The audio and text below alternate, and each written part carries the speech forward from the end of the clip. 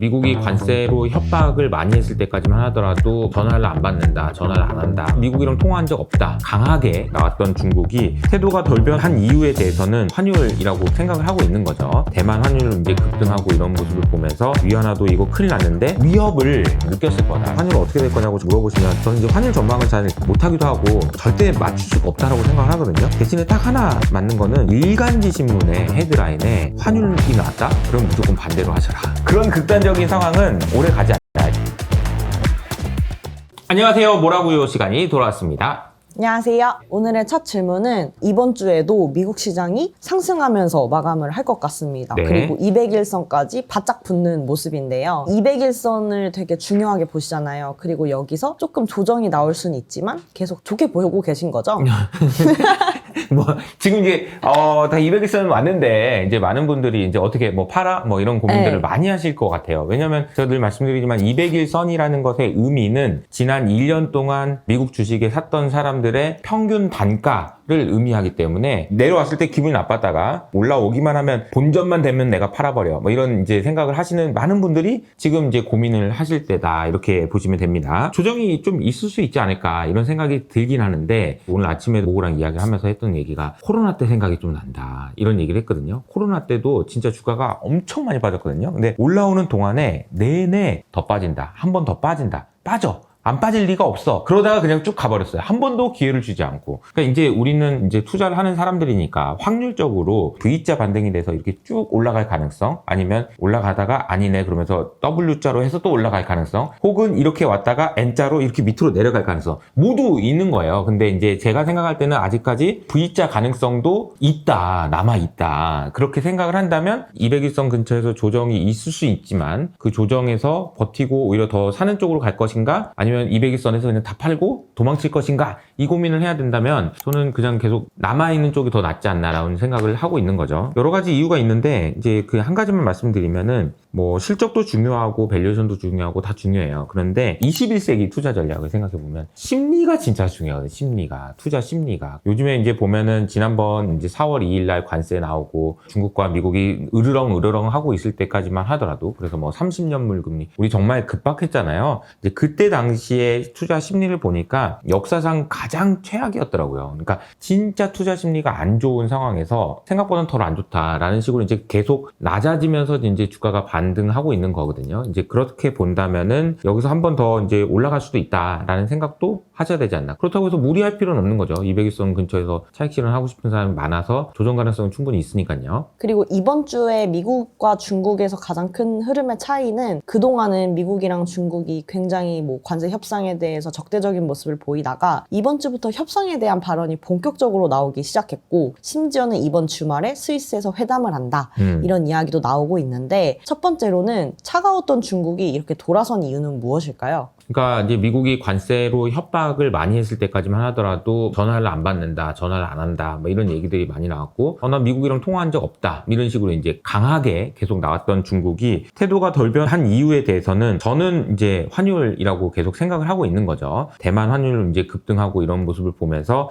위안화도 이거 큰일 났는데 이런 생각을 했을 것이고, 여기에서 아마 어떻게 뭐 파월 뭐 금리 인하 뭐 얘기 한번 이거 말로 하면 되는 거니까 인하 안 하더라도 말로 한번 해가지고 그냥 확 밀어버릴까? 홍콩달러 한번 밀어버려? 이런 이제 위협을 중국 입장에서는 느꼈을 거다. 만약에 이제 그렇게 될 경우에는 변동성이 엄청 커지고 그냥 무자비하게 그냥 환율 시장이 막 폭락하고 막 이런 일들이 발생하면서 여러 가지 문제들이 한꺼번에 그냥 노출될 수가 있습니다. 그러니까 대표적인 게 이제 위안화 강세인데, 위안화 강세가 적당히 혹은 중국이 감내할 수 있는 정도의 수준이면 상관없는데, 지난번에 대만 통화 이렇게 급락하는 것처럼 위안화가 만약 그런 식으로 흘러갔다라고 한다면은 상당히 큰 충격을 입을 수밖에 없는 상황이었기 때문에, 그래서 이제 협상장에 나온 것 아닐까. 뭐 이거 말고도 미국이 뒤로 뭘 협박해가지고 나와 했을진 모르겠으나, 중요한 것, 우리가 알 수 있는 것, 확인할 수 있는 거는 중국이 기존에는 안 나오던 협상장에 나와서 테이블에 앉았다라는 사실이 굉장히 좀 중요할 것 같아요. 이 부분이 이제 반영되면서 이제 주가에도 환율에도 이제 좀 영향을 준 것 같은데, 그렇다고 해서 이제 또 이제 우리가 됐다, 이제 미국하고 중국은 이제 화해다, 이제 완전히 하야할 것 같아. 그럴 리는 전혀 없습니다. 그러니까 지금 상황은 진짜 완전히 싸웠다가 조금씩 괜찮아지는 거지, 이게 완전히 괜찮아지냐? 그런 건 전혀 아니다. 기대치에 대해서 우리가 좀 조정을 할 필요가 있는 거죠. 그러니까 뭐 너무 좋은 것도 아니고 너무 안 좋은 것도 아니고 그런 상황이라고 보시면 될 것 같아요. 그러면 이번 주말 스위스 회담에서도 엄청나게 막 기대를 하기보다는 둘이 조금 이야기를 해본다, 이 정도로 우리의 기대치를 좀 맞춰야 될까요? 만났다는데 의의를 둬야지 뭐 여기서 뭐 갑자기 관세가 뭐 제로로 가고 그럴 리는 없잖아요. 그럴 리는 없죠. 중국도 만만치 않을 거고 미국도 만만치 않을 거라서 내심 이제 만나고 나면 야, 너 관세 솔직히 말해, 그거 네가 원하는 거 아니잖아, 뭐야 네 원하는 거 말해봐, 이런 얘기가 오고 가지 않겠어요? 그러면 그 과정에서 이제 합의가 될 수 있는 부분도 있고 없는 부분도 있겠죠. 우리는 어떤 식으로 이제 이루어지는지를 알 수 없지만 시장의 반응을 보고 우리가 알 수 있겠죠. 당장 주말에 아무것도 안 나와가지고 막 급락하고 막 이런 일이 또 일어날 수 있는 거예요. 그리고 이번 주에 가장 주요했던 건 비트코인이 10만 달러를 회복하는 모습을 보였습니다. 네. 비트코인이 상승한 이유는 무엇일까요?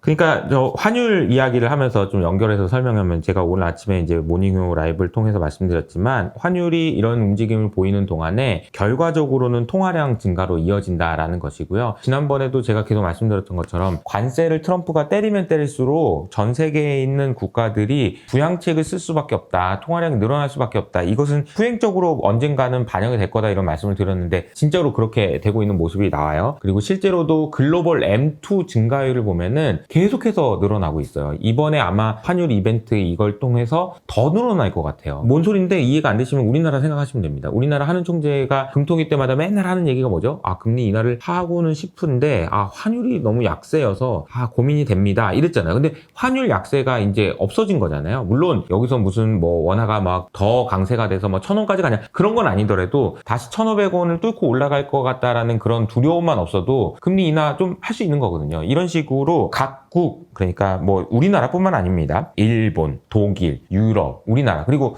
중국, 모든 나라가 지금 부양책을 쓰기 시작했다. 부양책은 뭘로 쓰나요? 돈으로 쓰는 거죠. 이 돈이 가치가 떨어지는 것이 결국 이제 비트코인 가격 상승으로 나타난 건 아닐까라는 생각이 듭니다. 오랜만에 이제 1000K, 10만 달러를 돌파했는데 이 부분에 또 매물대가 많아요. 그래서 뭐 또 비트코인 올랐으니까 또 뭐 15만 불 바로 가냐? 그럴 리는 없잖아요. 그러니까 10만 불까지 왔으니까 좀 쉬었다가 또 다시 가고 그런 모습이 나타나지 않을까 싶습니다. 크립토 시장에서는 관심 있게 사람들이 보던 게 지니어스 법안이라는 게 있었잖아요. 이게 이제 암호화폐에 대해서 규제를 만들어가지고 관리를 해서 시장을 키우자, 이런 의도로 지금 진행되고 있는 법안이었는데 통과하는 게 실패됐다, 이런 이야기가 오늘 기사에 뜨더라고요. 요거에 대해서 조금 자세하게 이야기를 해주신다면. 이게 저희가 계속해서 스테이블 코인에 대한 이야기를 하고 있고, 어제 제가 이재명 후보하고 이렇게 만나서도 스테이블 코인 얘기했더니 또 바로 기사가 났더라고. 스테이블 코인 뭐 추진하겠다, 이런 얘기도 나오고 있고, 굉장히 큰 움직임이긴 한데 이런 변화가 단기간에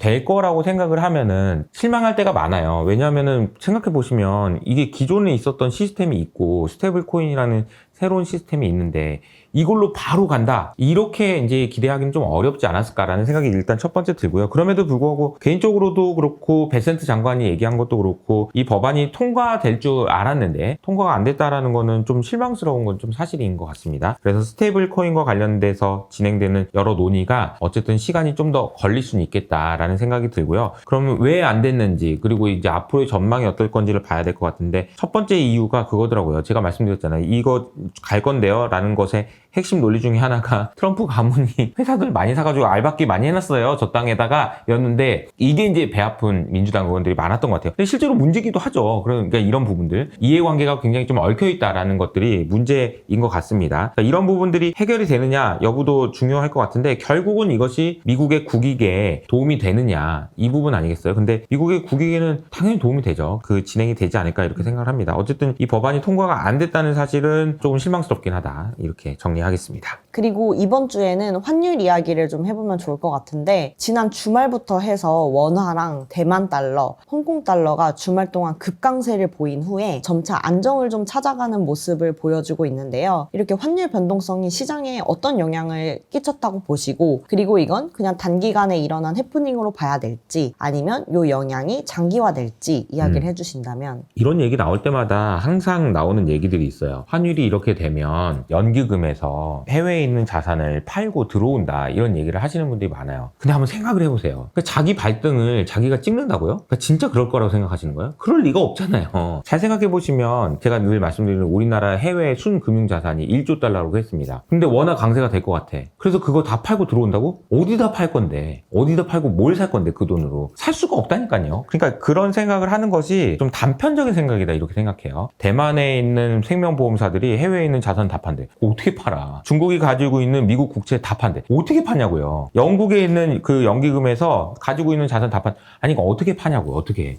그러니까 이게 생각을 조금만 해보면 그걸 다 판단하는 극단적인 의사결정을 하는 것은 안 돼요. 그렇게 되진 않는다. 대신에 이제 이런 우려는 있는 거죠. 장기적으로 지금 달러가 약세가 될 것 같으니 해외에 있는 자산을 좀 줄이고 국내로 들어온다. 이런 흐름은 앞으로도 계속 좀 있을 수 있는 겁니다. 근데 이것도 결국은 팔다 보면 결국 이제 가격이 이제 문제거든요. 그러니까 미국이 팔아가지고 뭐 미국 주식이 싸진다 치더라도 미국 주식이 코스피보다 더 싸는 게 맞아요? 그럴 리는 없잖아요. 그러니까 이제 어느 정도에서는 이 균형을 찾는다라는 생각을 하시는 게 필요할 것 같아요. 환율과 관련해서 이제 많은 우려들을 얘기할 때 뭐 대만 이야기하면서 뭐 미국 자산을 다 팔 것처럼 이렇게 얘기하시는 분인데 아니 그걸 왜 어떻게 파냐고요 그거를. 극단적인 우려를 하실 필요는 없다. 그리고 환율이라는 거는 결국은 쌍방 간의 균형을 찾는 과정인 거예요. 그래서 물론 이것이 정치적인 이유 때문에 움직이기도 하고 여러 가지 이유가 있긴 하지만 결국은 균형을 찾아가는 과정이다라고 생각을 하시면 좋을 것 같은데 이번에 저희가 주목해서 봤던 거는 홍콩 달러였잖아요. 홍콩 달러를 주목해서 봐야 되는 이유는 이것이 변동 환율, 그러니까 돌아가면서 움직이면서 균형을 찾는 그런 것이 아니라 딱 가둬놓은 환율이기 때문에 문제가 되는 거죠. 이것이 뚫렸을 경우에 이제 굉장히 큰 혼란이 올 수 있다는 점이에요. 그러니까 모르긴 해도 홍콩 달러가 7.75에서 7.85 사이에서 움직이는 것이 너무나도 당연하다고 생각하고 있었던 자금들이 깜짝 놀랄 수 있는 거고요. 그렇게 됐을 때 큰 이제 변화들이 있을 수 있다는 것이 문제인 거지. 우리나라 원화 같은 경우에도 뭐 내려왔다가 다시 올라오잖아요. 그러니까 정상화 된다. 너무 이제 호들갑 떨 필요는 없다. 주변에서 이제 환율 어떻게 될 거냐고 전망을 물어보시면 저는 이제 환율 전망은 잘 못하기도 하고 절대 맞출 수가 없다라고 생각을 하거든요. 대신에 딱 하나 맞는 거는 이런 것 같아요. 일간지 신문의 헤드라인에 환율이 나왔다? 그럼 무조건 반대로 하셔라.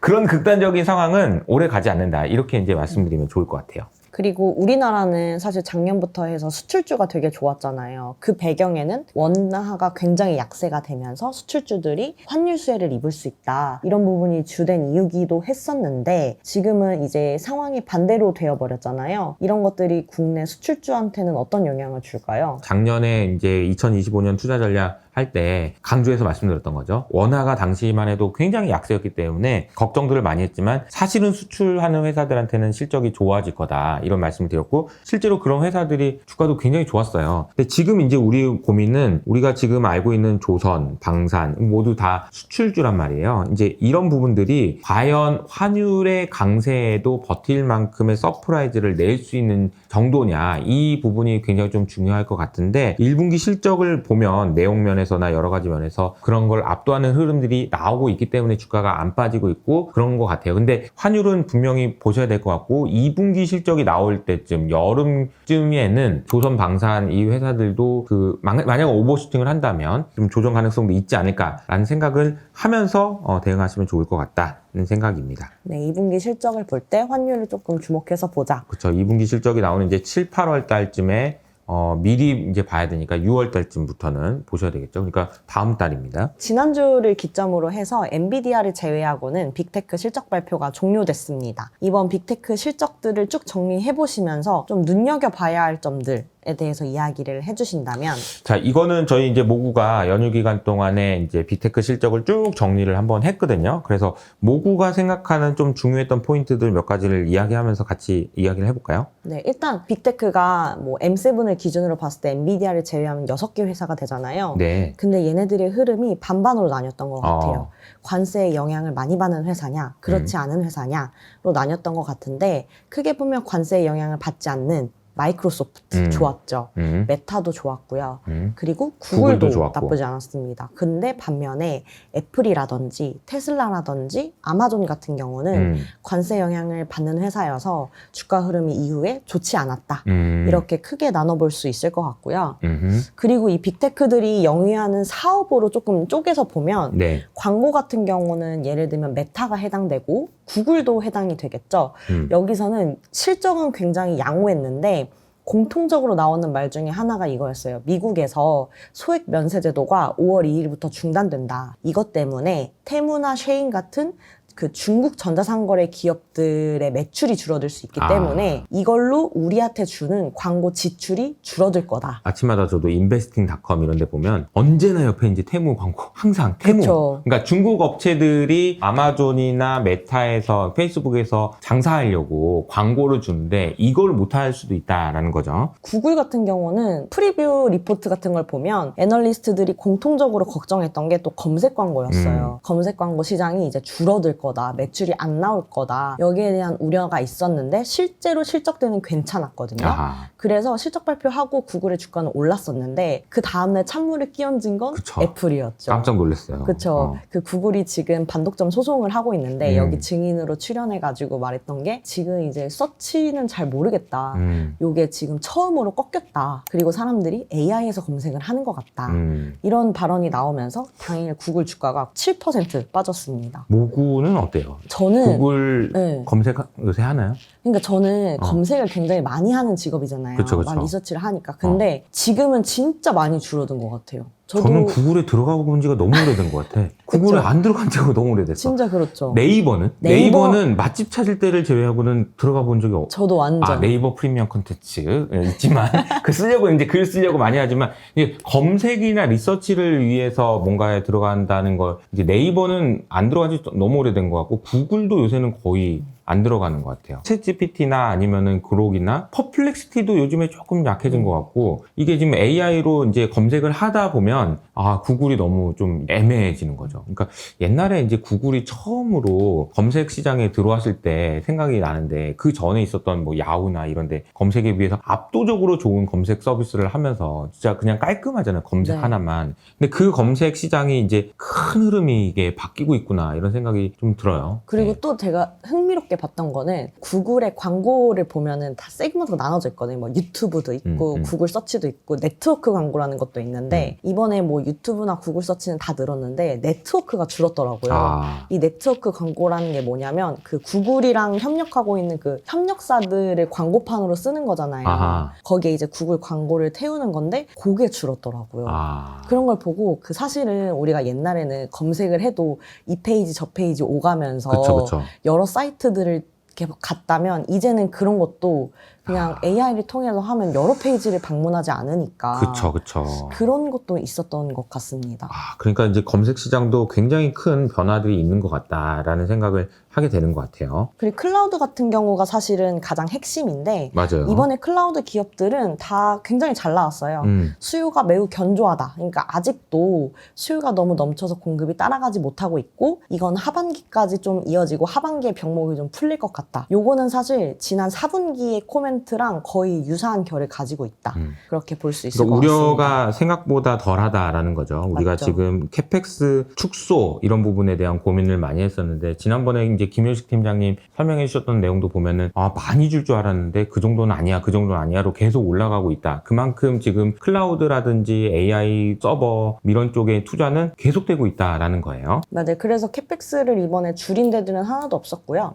메타 같은 경우가 오히려 캐펙스를 늘렸는데 거기에 또 주요한 이유는 관세긴 합니다. 하드웨어를 깔아야 되는데 관세 때문에 가격이 늘어날 것 같아서 자본 지출을 늘릴게요. 이런 코멘트들이 있었습니다. 그거는 지금 뭐 울며 겨자 먹기로 올린 거네요. 네, 그리고 마이크로소프트 주가가 흔들렸던 이유 중에 하나가 데이터 센터 임대를 일부 취소할 거다. 그쵸. 이런 얘기 때문에 엄청 힘들었었잖아요. 그게 첫 번째 질문이었어요. Q&A에서. 그게 제일 중요하죠. 맞아요. 투자자들한테. 근데 거기서 무슨 얘기를 했냐면 우리는 10년 동안 클라우드 사업을 하면서 이런 조정은 항상 있어 왔다. 근데 요즘에 사람들이 우리를 너무 주목하고 있으니까 이런 거 하나하나가 이렇게 주가에 영향을 끼치는 것 같다. 그런 이야기를 하면서 우리는 이제 단순히 막 늘린다기보다는 수요의 형태라고 해서 이게 추론이냐 학습이냐 이런 것도 봐야 되고 그리고 수요가 미국에서만 좋은 게 아니라 글로벌로 확대가 되고 있기 때문에 지역도 고려를 해야 된다. 그런 걸 고려하면서 재조정을 하고 있는 과정에서 나온 일상적인 변동일 뿐이다. 이런 코멘트를 남겼습니다. 느꼈습니다. 왜 그러는 거야? 원래 하던 건데 이런 이제 이야기네요. 그렇습니다. 여러 가지 이제 우려가 있었던 부분도 있고 그렇긴 한데 중요한 큰 틀은 역시 AI하고 관세네. AI가 어떤 영향을 주고 있는지, 근데 산업 자체가 이제 많이 바뀌고 있다는 걸 보여주고 있는 것 같고, 그리고 이제 관세가 어떻게 됐는지 이런 부분인 것 같습니다. 네, 그래서 하드웨어 기업인 대표적인 애플, 테슬라, 아마존은 공통적으로 관세의 영향을 받고 있고, 그리고 이것 때문에 공급망을 다각화하고 있다. 네. 이런 코멘트를 했고, 아마존 같은 경우에는 미국 내 재고를 많이 비축해 놓으려고 하고 있다. 근데 공통적으로 이야기하는 건 6월 이후를 전망하는 게 굉장히 어렵다. 관세 때문에, 이야기를 그쵸? 했습니다. 그래서 사실은 이제 애플, 테슬라, 아마존 이런 회사들이 좋은 회사이긴 하나 지금은 관세 때문에 지금 어려운 국면을 지나가고 있는 상황이니까 감안하셔서 이제 투자를 하시면 좋을 것 같습니다. 제가 어제 오랜만에 좀 긴장을 했어요. 이재명 후보를 인터뷰한다고 그래가지고 4명의 그 유튜버들이랑 같이 이제 인터뷰를 하면서 여러 가지를 느꼈는데, 뭐 한 가지 제가 느낀 소감을 말씀드리면은 이재명 후보가 코스피를 올리겠다. 그러니까 주식시장도 우리나라 투자자들로 하여금, 우리나라 국민들로 하여금 좋은 투자처가 될 수 있도록 하는데 진심이다. 이런 건 좀 많이 느낀 것 같아요. 대통령이 될지 안 될지 뭐 아직 결정된 건 아니지만 그런 기대감을 가져볼 수는 있겠다라는 생각이 좀 들었습니다. 그래서 한국 시장을 앞으로 더 긍정적으로 보게 되셨나요?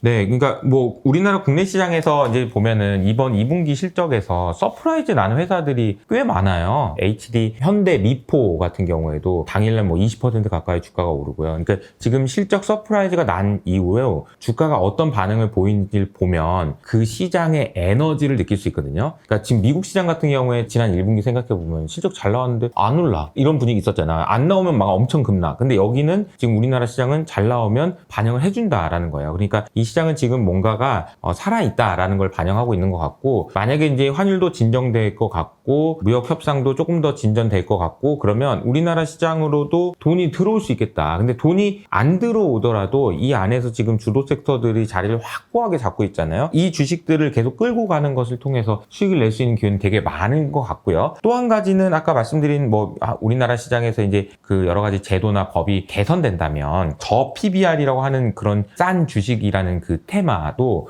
다시 부각될 수도 있겠다라는 생각이 들어요. 오늘 이제 이소영 의원이 발의한 법안을 제가 지금 오기 전에 방금 봤는데 그 내용이 보니까 왜 이렇게 대주주들이 주가를 누르려고 안달이야? 왜냐하면 이 주가를 기준으로 상속세를 내기 때문에 주가가 좀 쌌으면 좋겠다는 거예요. 싸면은 여기에 대한 몇 %인데 이렇게 비싸면 세금을 이만큼 더 내야 되니까 불편하다. 그래서 주가를 억지로 누르는 일들이 많다라는 의심을 진짜 많이 했거든요. 실제로도 그렇고요. 근데 그 부분에 대해서 해결하기 위해서 니네 자꾸 주가로 하려고 그러지 주가 눌러봐도 필요 없게 PBR이 0.8배도 안 되는 애들은 PBR로 하자. 한 배로 하자. 한 배로. 이렇게 돼버리면 주가를 누르려고 하는 의지를 가질 필요가 전혀 없어지거든요. 그러니까 그런 법안이 이번에 바로 통과될지 아닐지는 모르겠지만 어쨌든 이런 이야기들이 계속 나오는 거는 한국 시장에 굉장히 긍정적인 영향을 줄 거다라는 생각이 좀 들어요. 그래서 관심 있게 계속 보고 있습니다. 다음 주 일정으로 넘어가 보겠습니다. 다음 주에는 굉장히 중요한 일정이라고 저는 생각이 드는데 이번 달부터는 그걸 중요하게 봐야 된다 했잖아요. 하드 데이터와 소프트 데이터가 어떻게 움직이는지. 그렇죠. 근데 이번 주에는 소비자 물가지수, 생산자 물가지수와 더불어서 소매 판매 발표가 있고요.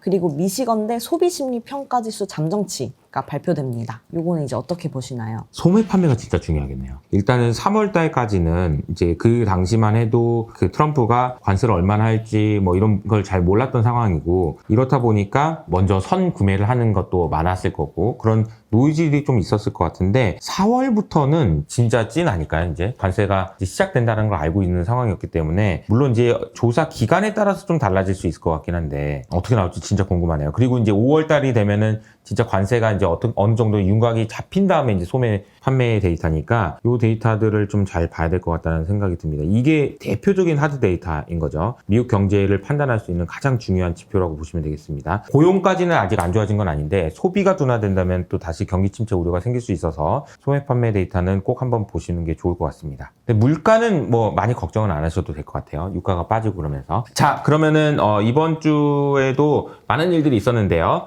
저희가 이제 최근에 국내 시장과 관련돼서 나이표, 모구하고 N이 지금 열심히 작성하고 있는 그 자료가 있는데 진짜 좋아요. 그래서 여기서 나와 있는 종목들을 매매하신다면은 수익을 낼 수 있는 기회들이 정말 많았을 것 같다라는 생각이 좀 들어요. 그래서 관심 있는 분은 댓글을 통해서 한번 확인해 보시면 좋을 것 같고요. 제가 그 내용을 어제 라이브로 설명을 했으니까 그 내용도 한번 같이 보시면 좋을 것 같다는 것을 말씀드리면서 여기서 마무리하도록 하겠습니다. 감사합니다.